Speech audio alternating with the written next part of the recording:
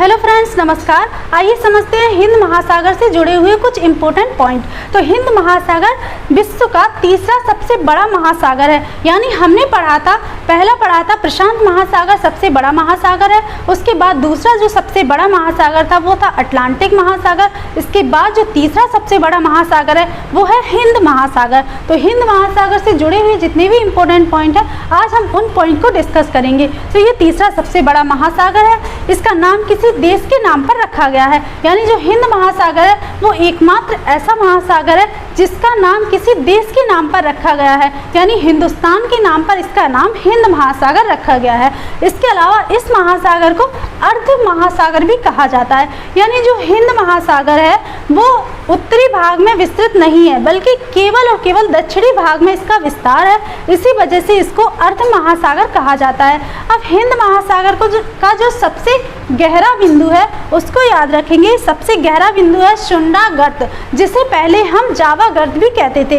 इसकी गहराई है 8152 मीटर। यानी 8152 मीटर की गहराई पर एक सबसे गहरा बिंदु है हिंद महासागर का, उसे बोला जाता है सुंडा गर्त। तो ये आपको याद रखना है। अब देखते हैं कि हिंद महासागर की लोकेशन क्या है। तो ये हमारा हिंद महासागर है।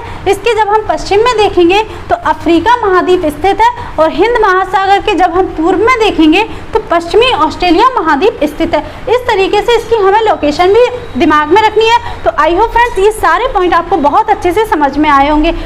हेलो फ्रेंड्स, आइए समझते हैं दक्षिणी महासागर से जुड़े हुए कुछ इंपॉर्टेंट पॉइंट। तो दक्षिणी महासागर का विस्तार है वो 60 डिग्री दक्षिणी अक्षांश से लेकर के है। यानी 60 डिग्री दक्षिणी अक्षांश से दक्षिणी महासागर का विस्तार है। उसके अलावा यह पूरा अंटार्कटिका महाद्वीप को घेरे हुए है। यानी जो दक्षिणी महासागर है वो अंटार्कटिका महाद्वीप को चारों ओर से घेरे हुए है। तो इस तरीके से इसकी एक लोकेशन है। उसके बाद देखते हैं आर्कटिक महासागर से जुड़े हुए कुछ इंपॉर्टेंट पॉइंट। यह सबसे छोटा महासागर है। यानी जो आर्कटिक महासागर है वो सबसे छोटा महासागर है, ये आपको याद रखना है। उसके अलावा ये उत्तरी गोलार्ध में स्थित है। जो आर्कटिक महासागर है ये ध्रुवों के पास यानी सबसे ज़्यादा उत्तर में स्थित है। यानी उत्तरी गोलार्ध में पूरी तरह से ये विस्तृत है। इसके अलावा इससे जुड़ा हुआ एक इम्पोर्टेंट पॉइंट है, इसे छिपता हुआ महासागर कहा जाता है क्योंकि ये बर्फ से ढका रहता है। यानी इसका अधिकांश समय ये बर्फ से ढका हुआ रहता है। इस वजह से इसे छिपता हुआ महासागर भी कहा जाता है। ये आपको याद रखना है। इससे जुड़े हुए इतने ही हमें पॉइंट याद रखना है जो आपके एग्जाम की दृष्टि से बहुत ज़्यादा इम्पोर्टेंट है। तो आई होप फ्रेंड्स ये सारे महासागर के बारे में जितने भी पॉइंट मैंने आपको बताए वो आपको क्लियर हो गए होंगे, याद भी हो गए होंगे। तो अगर आपको हमारा वीडियो पसंद आया है तो आप हमारे वीडियो को लाइक कीजिए, हमारे चैनल को सब्सक्राइब कीजिए और शेयर भी कीजिए। Thank you.